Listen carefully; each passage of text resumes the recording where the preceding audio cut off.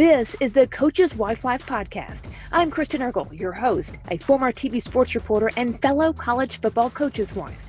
I'll go one-on-one with the strong women who are the backbone of college athletics and athletics of all levels. And now, Coach's Wife Life. This podcast is brought to you by Ruler of Hope. Ruler of Hope is a nonprofit that supports medically fragile children. If you'd like to make a tax-deductible donation, you can use Venmo at Ruler-Hope or online at rulerofhope.org. Now it's my honor to bring Emily Beamer on the podcast. Emily is the wife of Shane Beamer, head football coach at South Carolina. Thanks for joining us today. Sure, thanks for having me. Now, last season, the Gamecocks went 7-6 in 2021, including a convincing win over North Carolina in Duke's Mayo Bowl, doubling the preseason's expectation. A win total earned Coach Beamer a share of Steve Spurrier's first-year Coach of the Year award. Prior to that, coaching stops at Oklahoma, Georgia, Virginia Tech, and then previously South Carolina. From your perspective, though, when you hear all this out there and you hear your life in a little short thing and you go, why do you think he's successful? What's behind it? You know, I think Shane is just a very passionate person. He loves what he does. And when you love what you do, it comes natural. And, he's a really genuine person. I do feel like that comes across in recruiting and to his players and his coaches. And he's a super positive person. And so he just gets the best out of everybody. Now, where did you grow up, and did you ever see yourself as a coach's wife?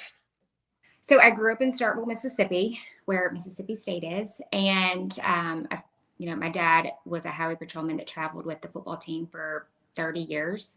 So we definitely grew up going to football games and bowl games and baseball games and basketball games. So I love sports. I always knew I wanted to do something in sports, but I never really thought about being a coach's wife. Okay, so how did you meet Shane Beamer? Because obviously you knew the last name, right? Yeah. It's funny. I mean, I did, but I grew up in the SEC, so I really didn't know that much about the ACC and his dad coaching there at first. And I worked in sports information for Mississippi State, and I worked in the press box on game days. And I guess I was a stat runner, so I must have been getting on the elevator to go downstairs and get some paper. And Shane was in the press box that game also. And we literally bumped into each other getting on and off the elevator. Wow. Yeah. And it was obviously attraction. Okay, so how did you get the number? How did it go down? First date? We had a mutual friend that we both worked with. And he kind of just took it from there. It's actually kind of funny. The state had just played Alabama, and Shane was coming home from the game and ran out of gas. And it was my birthday, and so our mutual friend was coming out after the game for my birthday. And so he told Shane he could come pick him up, but he'd have to go out with him for my birthday. And so that sealed the deal, I guess. It was football season, so obviously not much could happen at that point, but definitely started the ball rolling. And when did you realize that there was something special about him and go, I could spend the rest of my life with him? When did that happen? When did you get married?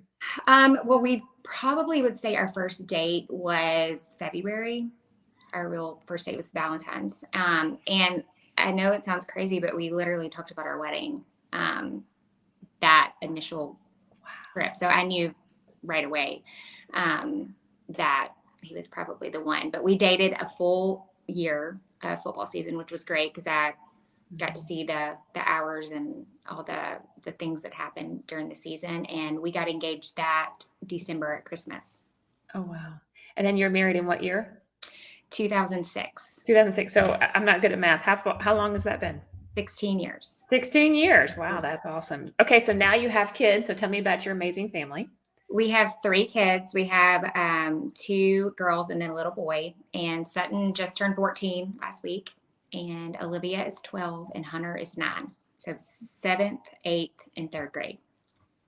Now, with you working in athletics and kind of understanding it and understand the away time that it could be, did it help you understand kind of the hours of this? I mean, did it prepare you for this at all? Yes, definitely. I mean, I definitely saw he's not around very much. And really, other than having 2 kids under 2, it hasn't been a problem. I've been fine with it.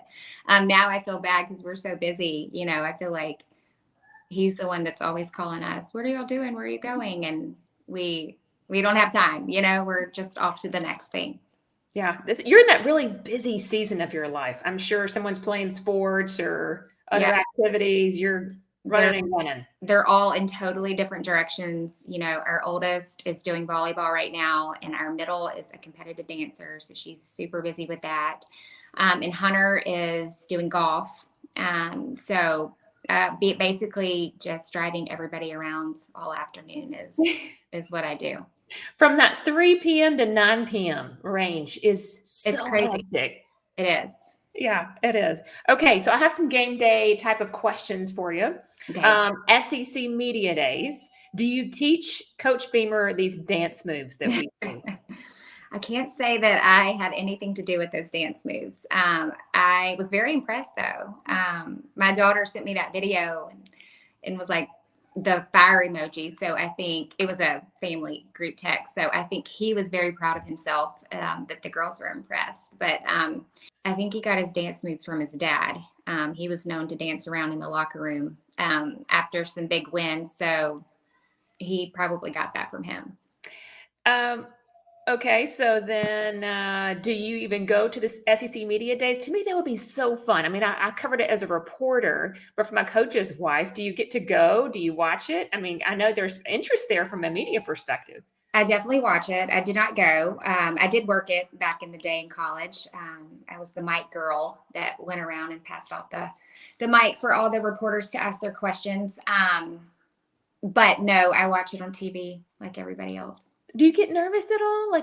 I know he's done tons of interviews, but do you kind of hold your breath until it's over? Yes. And I really used to do more. Now I know that he always amazes me. He's a great speaker. And so there's no reason to get worried. No, not at all. Okay. So we're going to play a little game. Okay. I asked a few of the podcast listeners to submit questions. So you have to pick 2 out of the possibility of 4 questions. All right. So I'm going to read you the 4 questions and you pick 2, or you can answer them all, but okay, you're going to pick 2. All right. Post-game press conferences. What's one question that the media asks that gets him upset to talk about? Okay. Question 2. You've lived SEC football as a fan and now as a coach's wife. What's one thing people will be surprised to know about this life? Okay. 3. How long did his hair smell like mayonnaise after the Duke's mayonnaise bowl bath? Or 4, are the expectations higher in the SEC than other conferences you've coached in?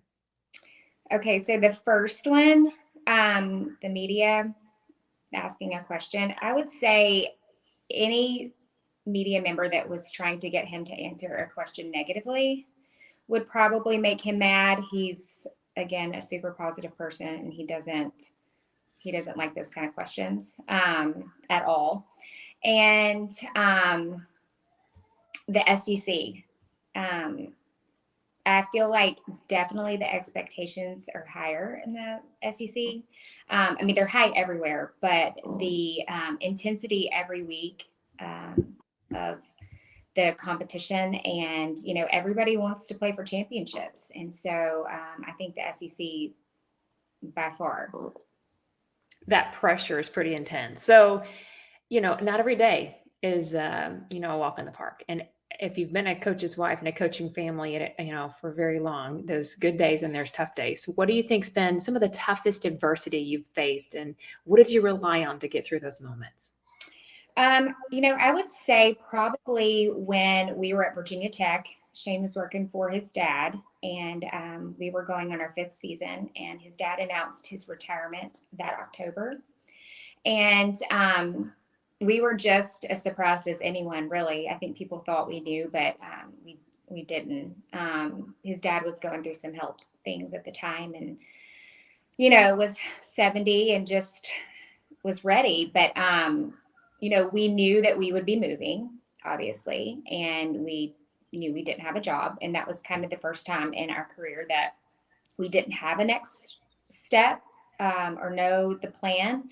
And so, and it was kind of out of our control. So that was definitely a hard time because we were obviously emotional for Shane's dad and all the last of everything, the last home game, the last away game, the last bowl game. So there were lots of emotions, but thankfully we got hired at Georgia under Coach Smart and had 2 great seasons there. We ended up playing in the national championship game our last season there, and it was a great thing. We loved living in Athens. And so, it probably just taught us to be super appreciative for getting a job or having a job. And nobody wants to be in that position of needing work. So, I agree. I mean, I feel like it's no matter what level of college athletics that you coach, nothing is guaranteed. mm-hmm. There's nothing guaranteed. And so I think the hardest part is when a deadline is coming and you're like, oh, wow, what's going to happen? And then operating in peace instead of panic during those moments. And it's completely out of your control, Completely. just, you don't know if you'll get anything or where it will be when you get it. And, we had been super fortunate to pretty much stay on the East Coast through all of our moves and our families over here. And we, we're very familiar with this area. And so obviously it was hoping it would be somewhere close, but, it ended up being better than what we could have expected. How do you think it changes you to go through moments like that? Like I said, I mean, I think it teaches you to be super grateful for everything. We have really been blessed with this life. I mean, a lot of people say, I don't know how you do it. I don't know how you move around. But I really think of it as a blessing. Like, our kids have gotten to experience so many wonderful places, and we've made so many great friends. And it's really been a blessing. I don't know that there's any negative about it, other than the expectations and the stress, maybe the gray hair, but it's a pretty good life. For sure. Now, obviously, Shane is the son of a legendary Hall of Fame coach in Frank Beamer, you mentioned earlier. What are some things that perhaps he learned as a coach's kid that when you guys decided to have a family, he said, we need to do this when we raise him in this profession, or maybe avoid this? I think, he realized how much Dad's away and trying to be present when he's home. And he does a really good job with that. I mean, he's a wonderful husband, a wonderful father. He definitely makes us feel like a priority. He's at everything that he can be at. The kids just had their first day of school, and all the coaches were allowed to be off and do that. And, I think he learned that growing up, how much his dad was away and things that he missed out on. And I think he just tries to be really present and around and include the kids in his job as much as possible.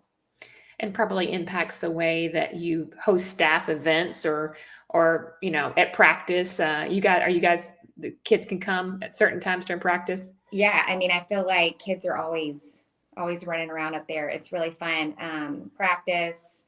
They can go in the locker room after the games.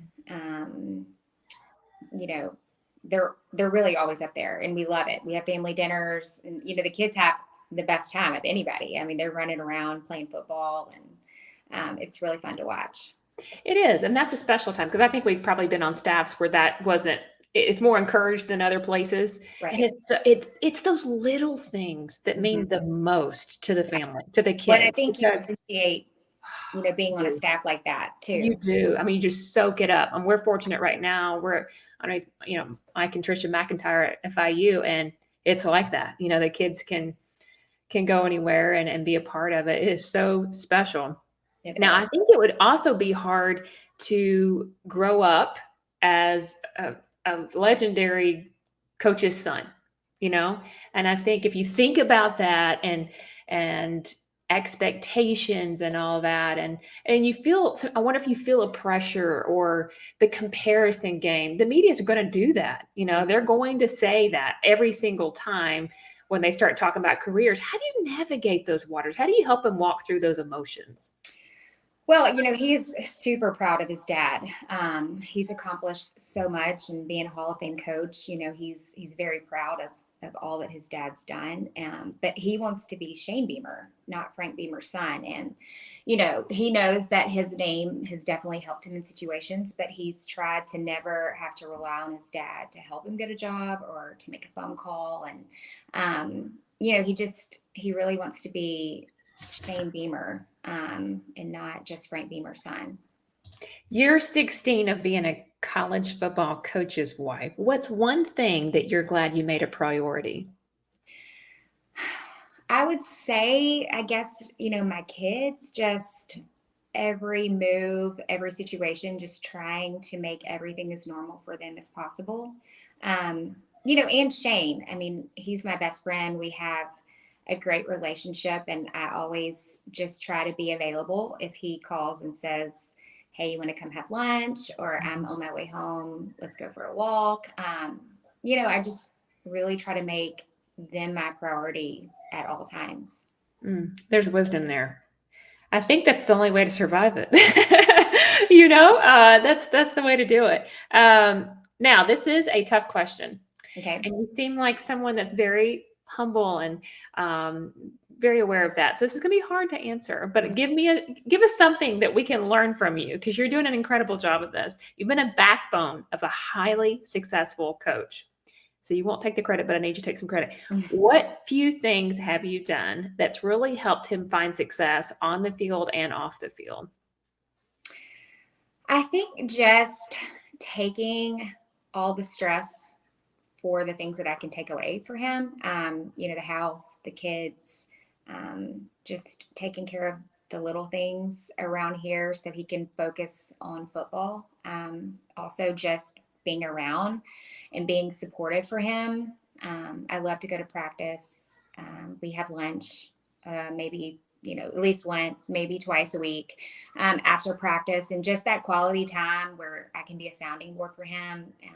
We can talk through some things and just try to be a good listener. I can't help that much, but, I know they always say it's lonely at the top. You don't have, a lot of people you can talk to about these kind of things. So I just try to be there and be around and be supportive for him. And, I think he loves when the kids come up there and we're up there running around. So I just try to do that as much as possible. How much do you think it's different from being an assistant coach to a head coach's wife? And I haven't been on the SEC level, but it was quite different when I was a head coach's wife. I felt the pressure differently.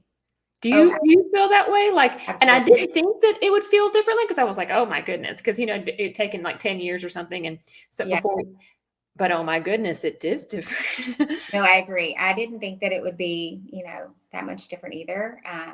Obviously we still stress out and sure, yeah, we do. Do the daily company and all the things that come with game weekends. But it was a big adjustment. Multiple ways I feel like are different, but the stress, kind of the spotlight that I feel like myself or my kids are under more so. It was a big adjustment. Last year was a blur. I can't say that I can really remember that much. We moved, we were renovating a house. We moved 3 times during the fall. We moved 3 times from March to November. Oh, wow.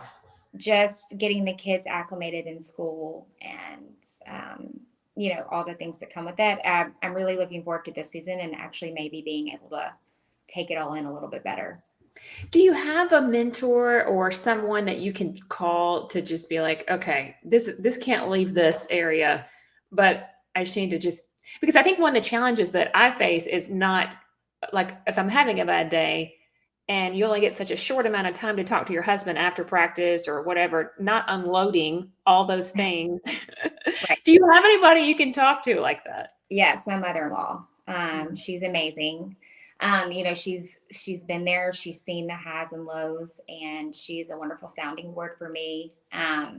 She's a wonderful mother to Shane and his sister, and she's so supportive and positive, and she always does a really good job of making me feel encouraged. Like I'm doing a good job, even though I feel like I'm drowning everything around me is not how I want it to be. She's really wonderful. I mean, she just is full of wisdom and knowledge, and I'm so thankful to have her.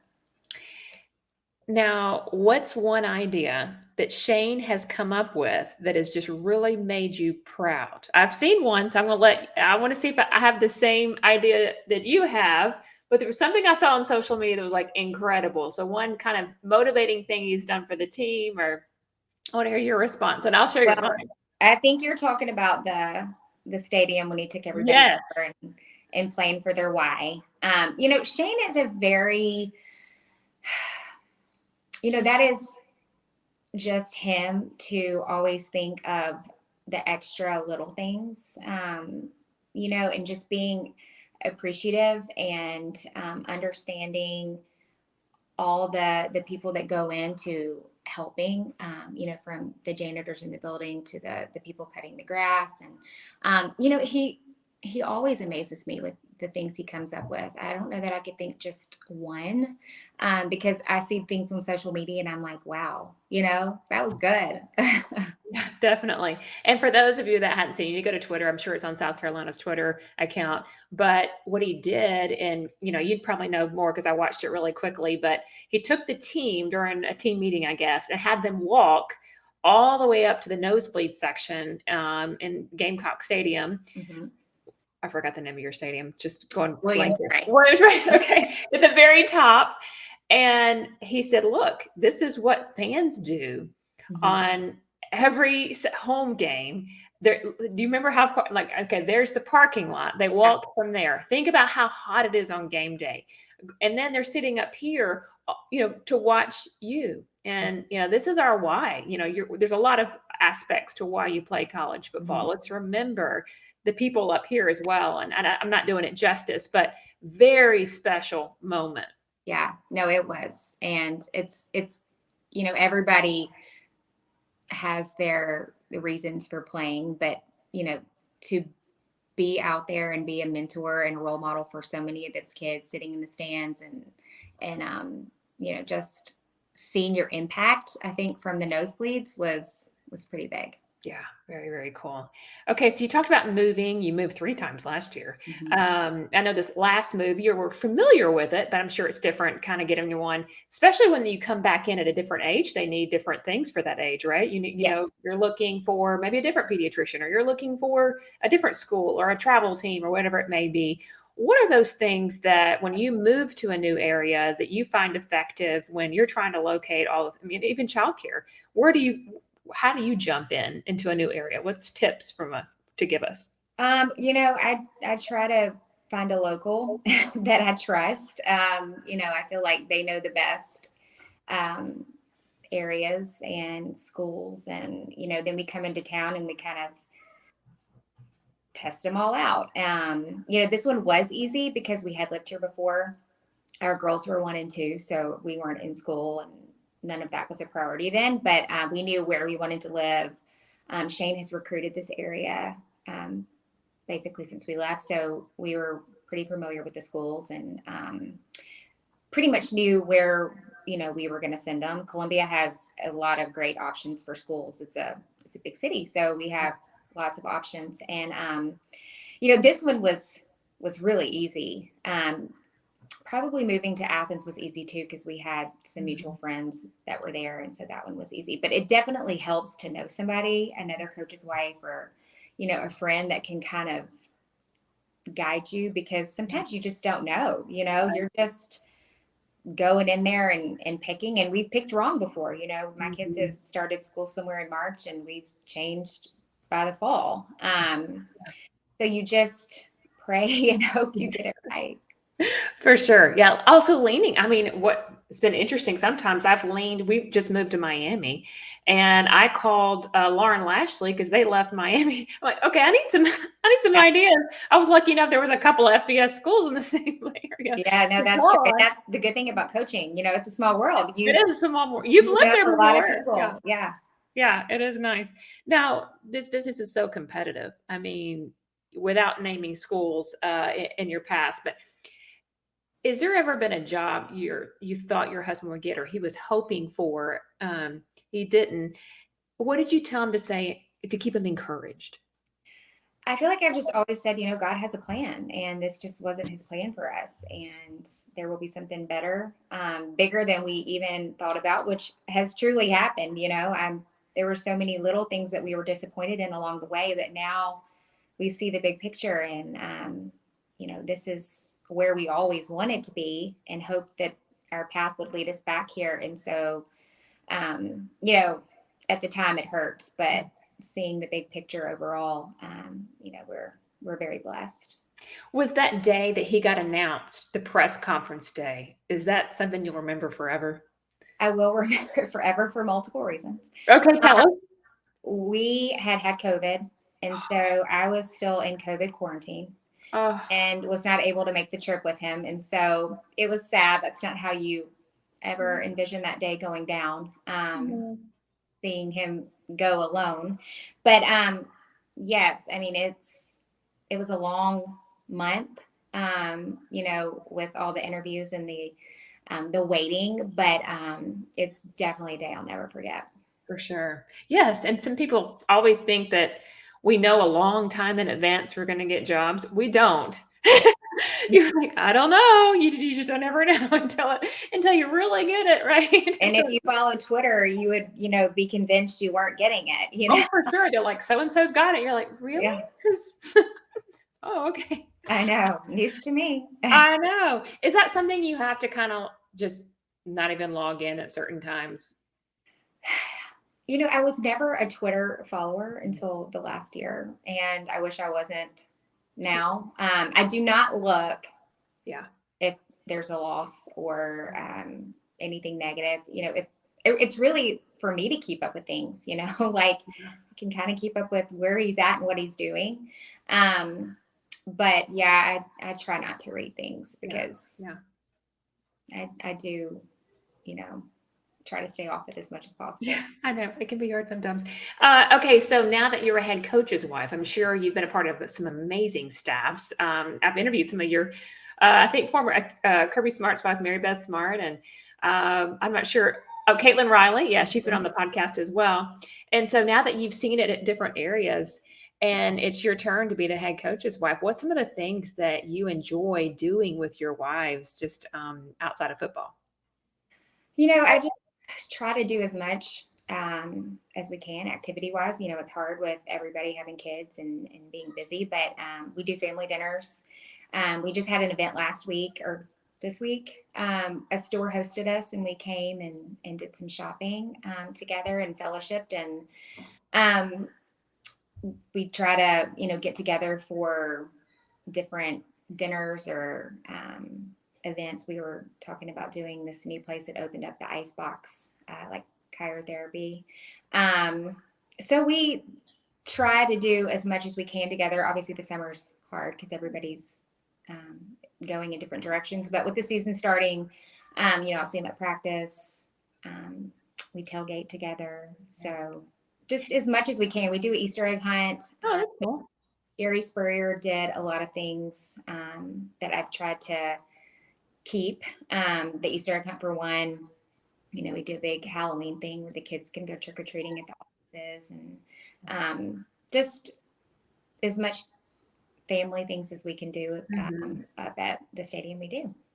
Do they have a wives trip? You guys get to go travel sometimes? Yes. The wives actually get to go to all the away games if they want to, but we do a wives trip. This year it's to Kentucky. Fun. Some do try to go on that one, and we'll go to dinner, and hopefully, if it's a night game, we'll get to hang out all day. Yeah, that's fun. Okay.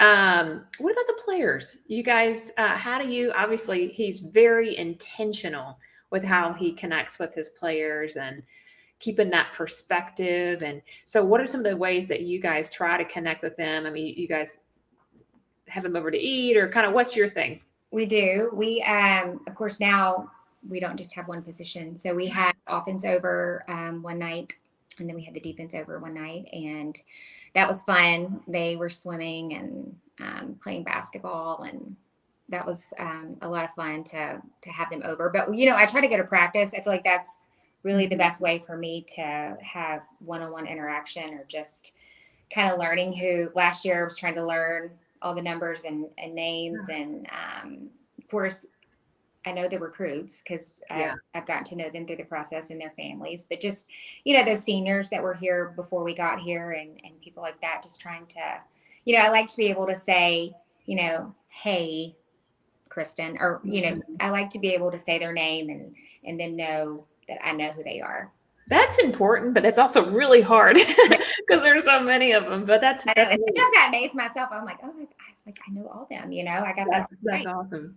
You must print out the roster and keep memorizing. Well, Shane's assistant just passed those out this week, so I do keep that in my game day bag, so I can know who I'm looking at. Well, with you being in the field before you got involved, do you get into the stat side of this as well? I mean, are you kind of tracking it on your phone a little bit? No. I rely on my son to keep me in the loop a lot of times because I'm busy. I'm up there talking and hosting and doing things. And so I'm definitely watching. But, my mother-in-law and I were very superstitious. So if we're in the bathroom or if we're, in the hall and something good happens, that's where we stay. So I may not be able to see everything that's happening. I just kind of listen for crowd noise, but That's hysterical. That's too funny. Okay, so what do you guys do to try to stay connected in the season? You mentioned you try to have lunch together. Is that kind of a weekly thing? Anything else? Yes, I go up there every Tuesday, usually. Maybe Thursday if I don't have much going on. Friday is his late morning to go in. So he usually takes the kids to breakfast and to school, and then he'll come home and we'll take a long walk and kind of spend the morning together. Sometimes I'll drive him to the office if it's an away game. So we'll just have one car, and that's kind of our morning and our day to spend time together. And what do you do if you get any downtime? Do you are you into reading? Do you go to the gym? What's your thing? Pilates. Okay, very good. I love to take the dog on a walk. If I can squeeze in an hour of something, it would be those two things. Okay, is your dog still with you right now? Yeah. For those of us watching on the YouTube channel, what's this precious baby's name? His name is Boomer because we got him in Oklahoma. Hello, Boomer. He is our little Oklahoma dog. He is way too cute. He's been a good boy the whole time. He has, I know. I've heard him growl a couple times. I've been waiting because I have a Great Dane behind this exact wall here, and I'm like, if he barks, then we're gonna have a showdown between Boomer and Hoss. That would be funny. That would be funny. Okay, so what would you say is the most rewarding aspects about being a coach's wife?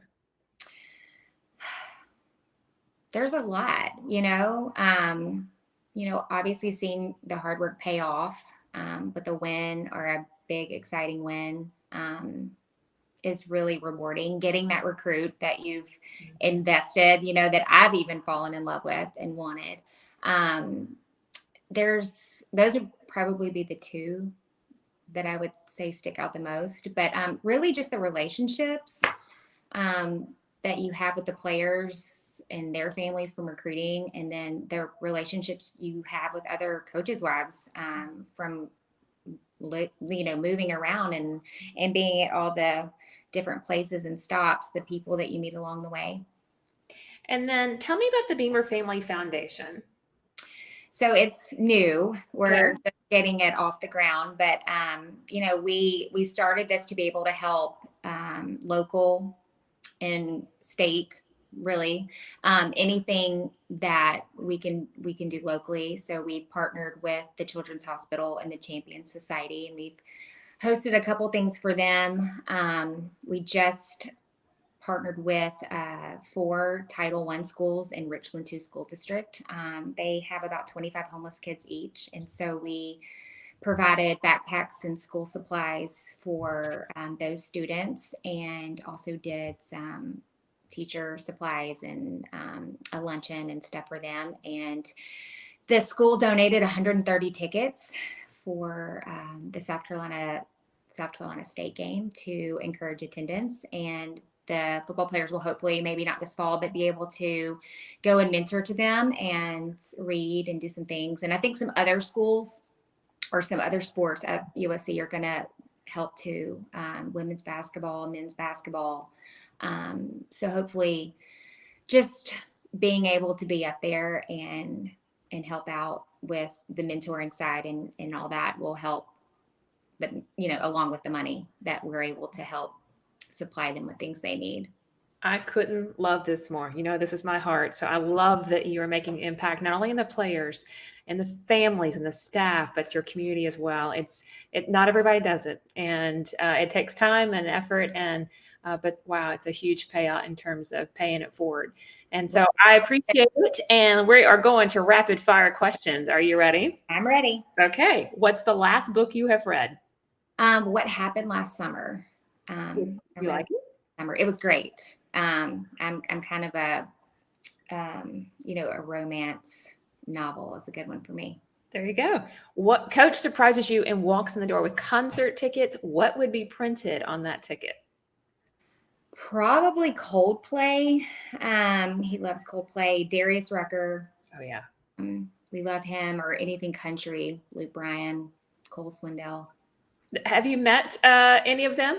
Because isn't one of them's a big South Carolina fan? Darius Rucker, right? Yes. We've met Darius. We've actually met Luke and Cole. We love concerts. I mean, any chance there's one around here, we're gonna go. So we've been fortunate to see Luke a couple times, and the kids love going too, so it's a lot of fun. That is a lot of fun. Okay, if you could have dinner with someone, this is a hard question. It was other than family, current or from history, who would that be? I thought about this, and I think I would say Jacqueline Kennedy. We went to Nantucket this summer, and it kind of opened up this Google trail of the Kennedys that I was all into. I always loved her style growing up. And I think the history part and just all the stuff about Nantucket and the islands up there, I would love to see their compound. And I think I'd like to visit with her. That is good. You might be the first person that has said her. I like that answer. Very good. Okay, you get a night alone. What show would you binge watch? Shane and I would have very different shows to binge watch. He's more of like a Stranger Things, and I'm more of like a Virgin River. Very good. What is your go-to meal to cook? Spaghetti. Do you like to cook, by the way? No, I mean, I do, but I don't really have time because I'm driving around all afternoon. And my kids are all very picky, and nobody wants the same thing. So spaghetti's about the only thing they'll all agree on. There you go. We do a lot of Costco dinners. Okay. What sport can you beat Coach Beamer in? I don't know that there really is one. I asked my son if he thought I could beat Shane in anything, and he said I could beat him in kickball. So I'll go with kickball. I love it. I must have impressed him with my kickball skills one day. Nice. If Shane weren't a football coach, what would he be? Probably a history teacher, or maybe like a sports broadcaster. Seems to be something that I think you can get at both. I could see the potential there. Okay, so what's one thing, non-tech, you just can't live without? Coffee. Yes, you remember every morning. How big is your Yeti? Mine's like big. Refilled, at least once. For sure. If you had a superpower, what would that be? To be invisible. Yeah. There's a couple times I'd like to just push that button and slip out, For sure. Or go into a room and find out what they're saying. Very good. Thank you so much. This has been absolutely awesome. I appreciate your time. How can people support your nonprofit? Well, we don't have a website yet. We just, have had some donations via check come through. But it's just the Beamer Family Foundation. And, we're still new, so we're still figuring this all out. But that's right now we definitely would be happy to take any kind of donation. There you go. And more to come on that. Yeah. For sure. We'll have to come back and visit with that later. Thank you so much for your time. Thank you, Kristen. This podcast is brought to you by Ruler of Hope. Ruler of Hope is a nonprofit that supports medically fragile children. If you'd like to make a tax-deductible donation, you can use Venmo at Ruler-Hope or online at rulerofhope.org. For a replay of this episode or previous episodes, visit coacheswifelife.org and follow us on social media at Coaches Wife Life.